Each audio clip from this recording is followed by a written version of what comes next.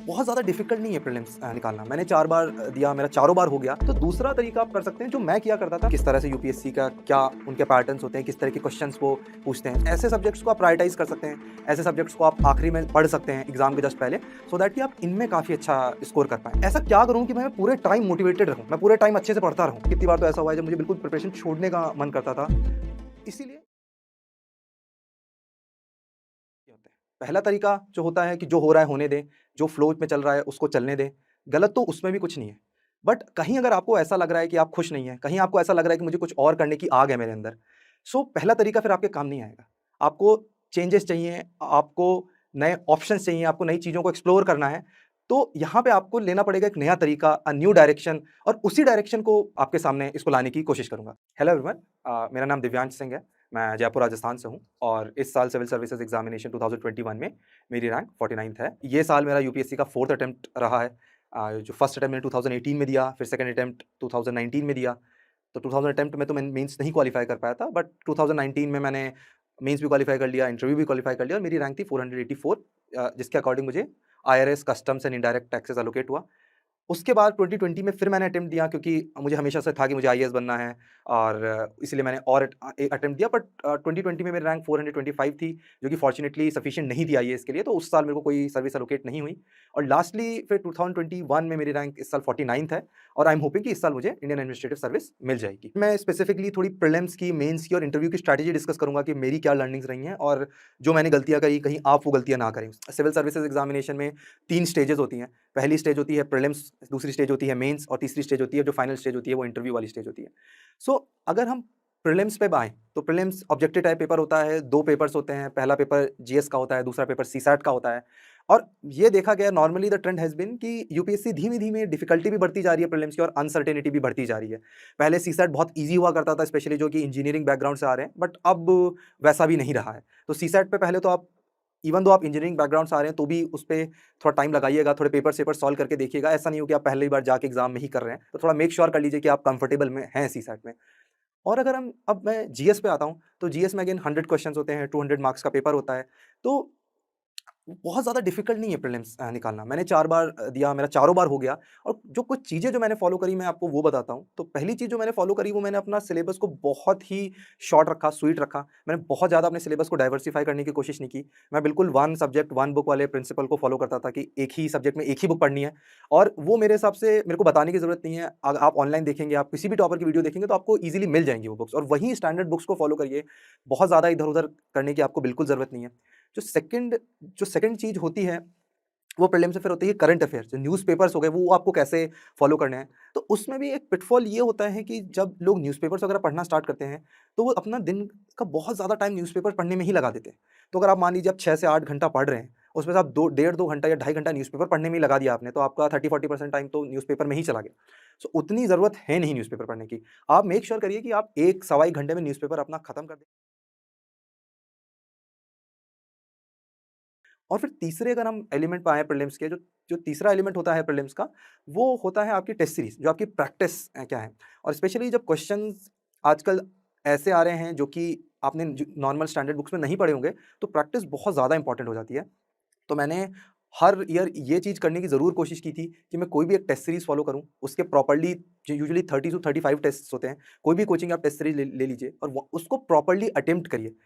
और test series attempt करने में भी कुछ लोग क्या गलती कर देते हैं कि वो हमेशा उसको पोस्टपोन करते रहते हैं, प्रोक्रास्टिनेट करते रहते हैं कि एक बार मैं सिलेबस कर लूँ, फिर मैं टेस्ट सीरीज़ दूँगा। सिलेबस को कभी ढंग से बीएससी के complete previous previous year question paper ज़रूर करके देखिए।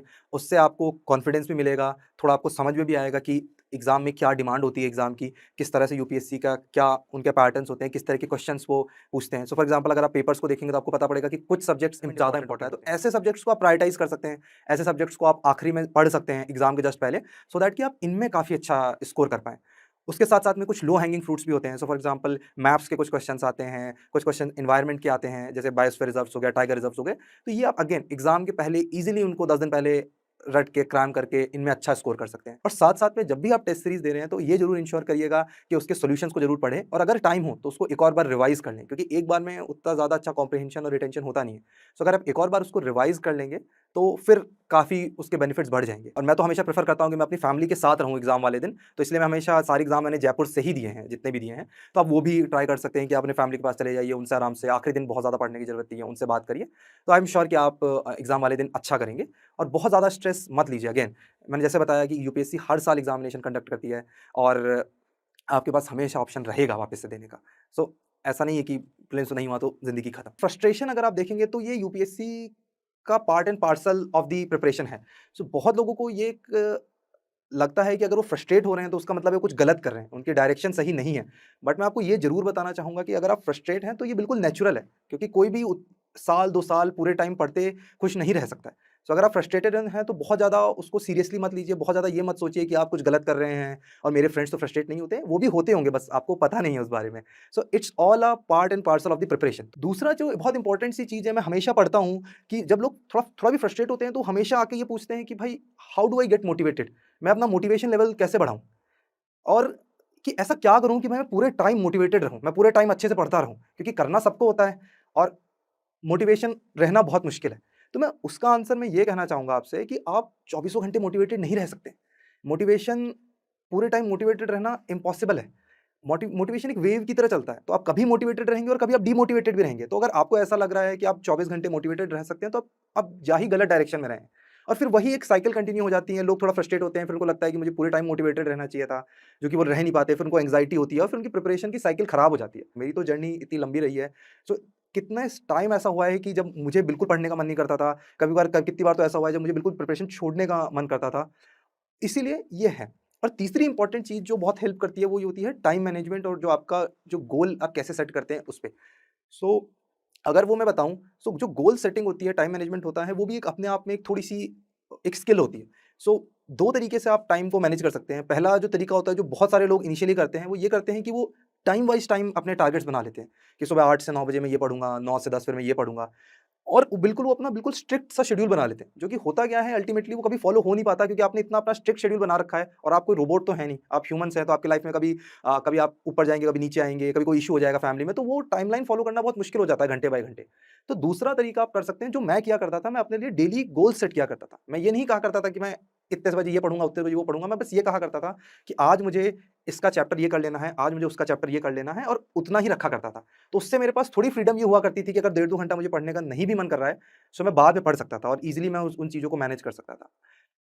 तो ये तो हुआ टाइम मैनेजमेंट पे। और लास्टली एक टाइम मैनेजमेंट पे गलती बहुत ज़्यादा लोग क्या कर देते हैं एंथुसियास्टिकली, वो अपने लिए ब्रेक्स नहीं छोड़ते बिल्कुल भी। मैं हमेशा अपने टाइम टेबल में संडे को एज़ अ हॉलिडे रखा करता था, और जब एग्ज़ाम्स के पास में जाता था तो मैं फिर उस हॉलिडे को आधे दिन का कर लिया करता था। पर मैं एक हमेशा आउटलेट रखा ज़रूर करता था कि थोड़ा रिलैक्स होने का, थोड़ा-सा रिजुवेनेट होने का। उससे मेरे को लगता है काफ़ी फ़ायदा मिलता है और आपकी प्रिपरेशन भी थोड़ी-सी डाइवर्स हो जाती है, उतनी मोनोटोनस नहीं रहती। जब आप सिविल सर्विसेज़ की तैयारी कर रहे होंगे तब आपको बहुत ज़्यादा फोमो रहेगा, आपके दोस्त एन्जॉय कर रहे होंगे, आपकी मेंटल हेल्थ भी डिटेरियोरेट हो सकती है, आपको बहुत ज़्यादा फेलियर्स का सामना भी करना पड़ सकता है। तो इसीलिए मैं बोलूँगा अपनी फैमिली के साथ क्लोज़ रहिए, अपने दोस्तों के साथ क्लोज़ रहिए। प्रिपरेशन में आपको सेंट नहीं बन जाना है, प्रिपरेशन में आपको ऐसा कुछ नहीं बन जाना है कि बिल्कुल सब कुछ छोड़ दिया है मैंने। ट्राई कीजिए एन्जॉय करने का, जो मैं ब्रेक्स वाली बात बता रहा हूँ, वहाँ पे कुछ अपने दोस्तों जाके मिल के आइए, एक आध बार अगर आप मूवी भी देख रहे हैं, कोई इश्यू नहीं है। बट ऐसा ना हो कि इस एग्ज़ाम को प्रिपेयर करते-करते आप अपनी मेंटल हेल्थ उतनी बिगाड़ लें कि आप लाइफ़ में ही हार जाएँ। ये तो हो गए 5 ब्रॉड पॉइंटर्स जो कि मेरे को लगता है कि हर एस्पिरेंट को कहीं न कहीं इन सब चीज़ों की ज़रूरत पड़ती है। सो अब थोड़ा मेंस की बात कर लेते हैं। Mains again